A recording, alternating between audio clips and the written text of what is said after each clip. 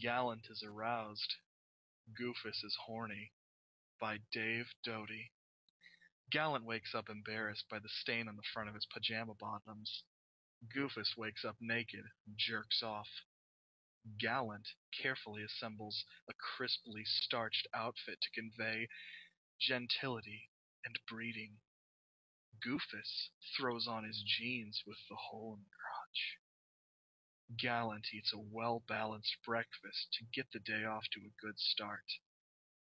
Goofus skips breakfast because his friend, desperate, always trades his Pop-Tarts for a blowjob. Goofus' brash laughter disrupts bus stop conversation and makes him the center of attention. Gallant watches silently with polite interest. Goofus moons the bus driver. Gallant firmly resists the temptation to reach out and smack Goofus' bottom. Gallant passes out the homework in his first class. Goofus misses first period. Scored some dope. Between classes, Gallant waits by the sink rather than be sandwiched between two occupied urinals. Goofus leans back to give Gallant a good look at his cock. At lunch, Gallant takes an unoccupied seat. Goofus tells Gallant to scoot his ass as he shoves his way onto the bench. Gallant's thigh under the table. Gallant politely pretends not to notice.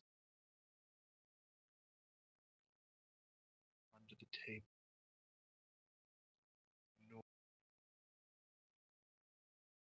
Starts to unzip Gallant's slacks under the table.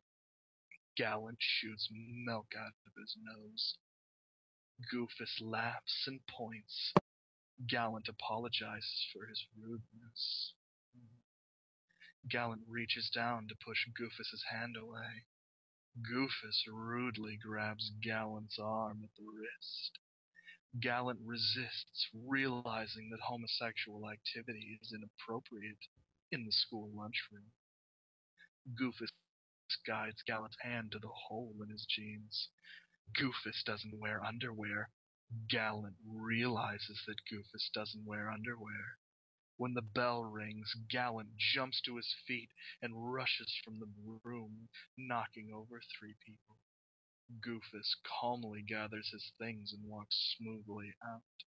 At football practice, Gallant is careful not to injure his fellow players. Goofus repeatedly tackles Gallant roughly, leaving him covered in bruises. Showers carefully so that he smells only of soap and his fragrant shampoo.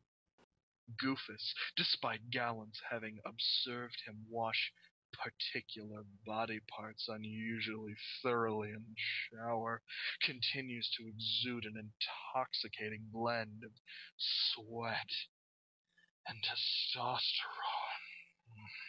After school, Gallant attends his debate club meeting.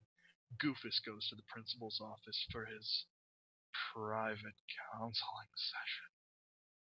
Gallant tells each member of the debate club he was glad of their attendance as the meeting breaks up.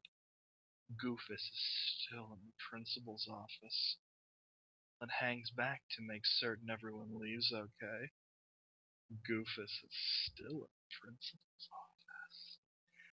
He wanders up and down the hall looking for trash to throw away. Goofus is still in the principal's office. Janitor cleaned the floors.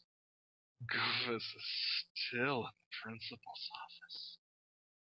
Gallant is told by the janitor to get his faggot ass away from him. Goofus because he emerges from the principal's office in time to hear this. Gallant is shy as he thinks of ways to initiate conversation. Goofus smirks and makes the other person begin. Gallant asks if he can walk home with Goofus. Goofus asks Gallant if he wants to fuck. Gallant asks Goofus if he would be more comfortable at his own home or at Gallant's. Goofus asks what's wrong with the school bathroom. Gallant walks directly home from school. Goofus walks directly to Gallant's home from school. Gallant thoughtfully checks to see if his parents are home before initiating homosexual sex acts.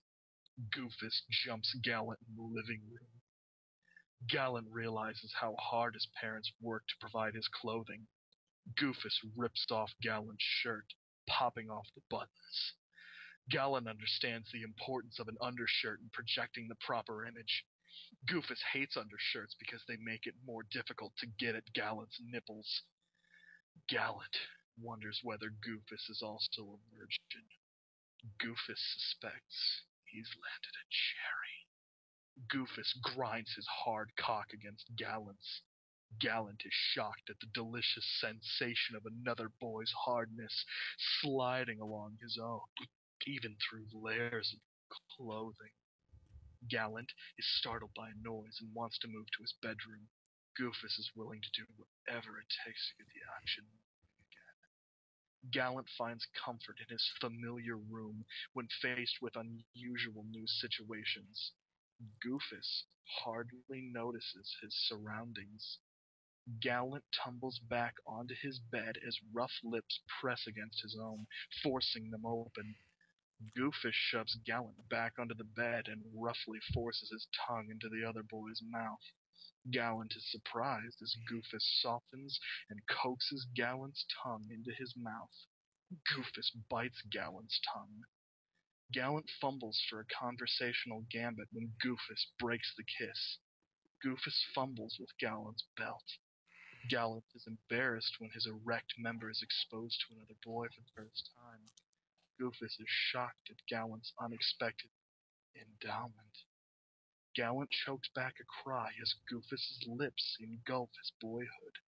Goofus chokes on Gallant's mammoth dick. Gallant is firmly committed to the principle of reciprocity. Goofus is irritated when Gallant pulls him off of his cock.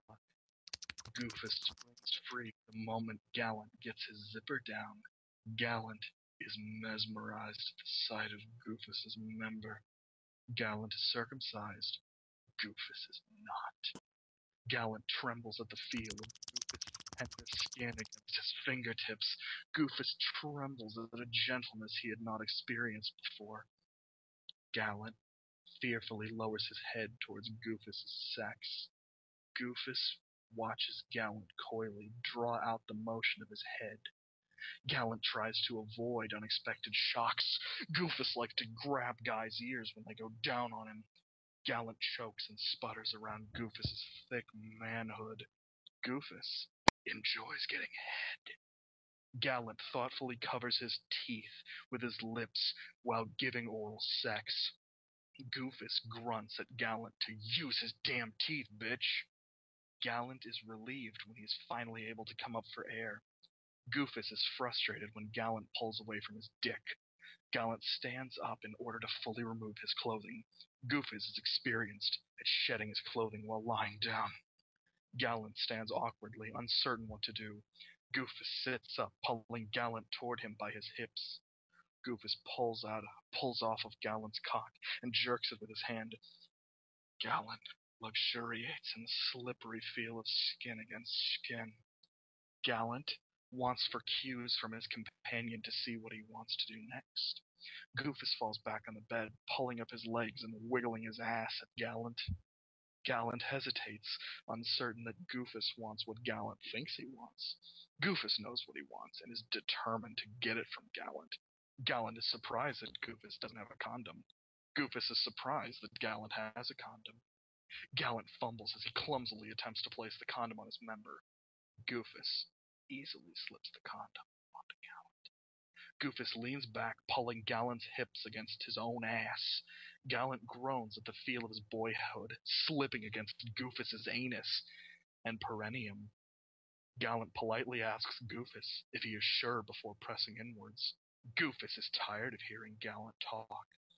Gallant proceeds slowly during anal penetration, trying to get a feel for his partner's comfort zone. Goofus likes anal sex, rough, hot, and nasty. Gallant develops a regular rhythm as he thrusts into Goofus. Goofus writhes under Gallant's pounding. Gallant loses control of his thrusts as he loses his inhibitions. Goofus's eyes roll back into his head as Gallant becomes rougher and less controlled. Gallant realizes that he's approaching release. Goofus is incoherent and realizes nothing. Gallant considerately whips out, "Spray it on me." Gallant comes. Goofus doesn't. Gallant politely gives his friend a reach around. Goofus gets his rocks off and falls asleep. Gallant worries about what will happen when his parents get home. Goofus sleeps. Gallant sighs. How was that? Very well done. Let me give it a clap. Something. Do you need a shower? Only to get all this jizz off me. Jism.